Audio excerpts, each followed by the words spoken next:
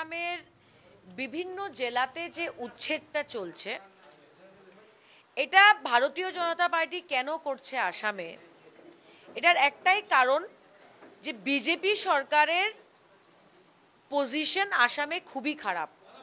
Barak valley হোক, মধ্য Assam, lower Assam, আপার আসাম, সব দিক থেকে বিজেপি বুঝতে পারছে যে ওরা 26-এর ইলেকশনে জিততে পারবে না। অত্যন্ত দুঃখের কথা যে আমরা দেখতে পেরেছি মহিলারা, বাচ্চারা এইভাবে রাস্তায় দাঁড়ানো জেসিবি নিয়ে হাজার হাজার বিঘা জমি থেকে যারা 30, 40, 50 বছর থেকে আছে ওদের উচ্ছেদ হচ্ছে।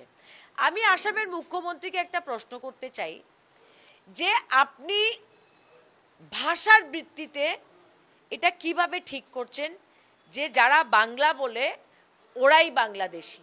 আজকে বাংলা ভাষা আসামে পার্টিশনের আগেও ছিল আর পার্টিশনের পরেও আছে। 2 নম্বর কথা আমি বলতে চাই যে আপনারা কথা দিয়েছিলেন, অমিত শাহ পার্লামেন্টে বলেছিল যে আমি প্রত্যেক বাংলাদেশিকে বা ইলিগাল যারা এসছে ইনফিল্ট্রেটরকে ওদেরকে আমরা মানে আসাম থেকে বের করে দেব।